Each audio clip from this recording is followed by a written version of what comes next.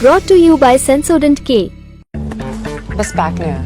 SLS paraffin और दूध का करंट भी कौन? तो लाइफ का करंट ऑन? कुछ भी। तो ट्राई करके देख ले। Sensodent K toothpaste for sensitive teeth. एक सवाल और पूछा जा रहा है, सब अपने अपने तय जवाब देने की कोशिश कर रहे हैं। श्यामलाल जी, कैसे हारी अयोध्या भारतीय जनता पार्टी? देखिए, पहले आपको मैं ये बता दूं, मैं एक रिपोर्टर के तौर पर मैंने अयोध्या विजिट किया था, वहां 2 दिन था करीब। और ये कहना कि अयोध्या बीजेपी हार गई है और बाकी जगह ठीक ठाक है, ये नासमझी है। इसलिए कि अयोध्या की सीट जितने से आपको मुझे लगता है 60,000 के आसपास के मार्जिन से हारी है बीजेपी। ये ट्रेंड बीजेपी का अक्रॉस द स्टेट है। आप ये क्यों नहीं समझते हैं? आप देखिए, फतेहपुर सीट सीकरी सीट है आगरा के पास, आपको मालूम है, वहां पिछली बार बीजेपी का मार्जिन था 4,95,000 और इस बार वो 40,000 के आसपास से जीती है बीजेपी। मेरठ की सीट में हालांकि पिछली बार 4,000 5,000 था मार्जिन, इस बार 10,000 हो गया, लेकिन अरुण गोविल को लाया गया था जो भगवान राम का किरदार जिन्होंने किया था, आपको मालूम है, वो 10,000 से जीते हैं। बरेली की सीट है, वहां पिछली बार करीब 2.25 लाख का मार्जिन था, इस बार 34,000 से जीते हैं। प्रधानमंत्री जी की अपनी seat Varanasi 4.79 lakh last time margin था, इस बार 1.52 लाख रह गया। योगी जी की खुद की सीट गोरखपुर, वहां पिछली बार 3,01,000 का मार्जिन था, इस बार 1,03,000 का रह गया। तो ये अक्रॉस द स्टेट ट्रेंड है। राजनाथ जी की अपनी सीट लखनऊ आप देखेंगे, वहां का भी 1/3 से कम रह गया है मार्जिन। तो अमेठी रायबरेली की सीटें देखिए, जहां अमेठी पिछली बार बीजेपी 55,000 से जीती थी, इस बार 1,65,000 से आ रही है।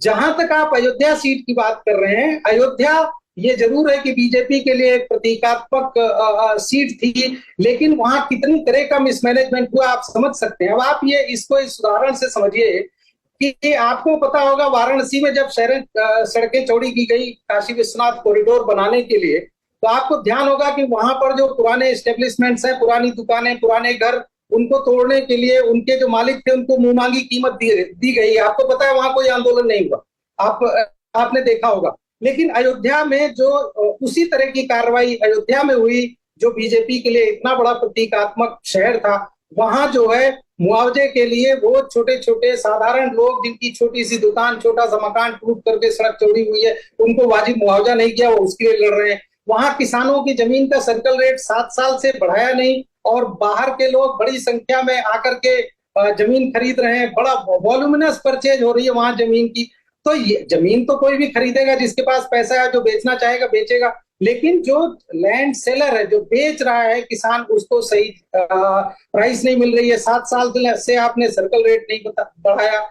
फिर वहां एक बड़ी जो नहले पर दहला काम कर गया समाजवादी पार्टी के लिए, एक जनरल सीट पर समाजवादी पार्टी ने एक SC कैंडिडेट उतार दिया, जो वहां पर वहीं उसी लोकसभा सीट के अंतर्गत एक विधानसभा सीट आती है, वहां से विधायक 8-9 बार के थे। इनके जो कैंडिडेट बीजेपी के थे, लल्लू सिंह जी, वो दोनों कैंडिडेट वहां जो है, हम तो घूम के आए थे, आप लोग भी गए रहे होंगे, दोनों कैंडिडेट से बहुत किसी को प्रॉब्लम नहीं थी। फिर जो वहां मैं सिर्फ बीजेपी और सपा की बात नहीं है, मैं वहां घूम के आया और काफी काम करता रहता हूँ, कुछ लिखता पढ़ता रहता हूँ। मुझे वहां जाने के बाद ये समझ में आता है कि कौन सा नेता जो है प्रॉपर्टी डीलर है और कौन सा प्रॉपर्टी डीलर नेता है, ये समझना आप भूल जाएं।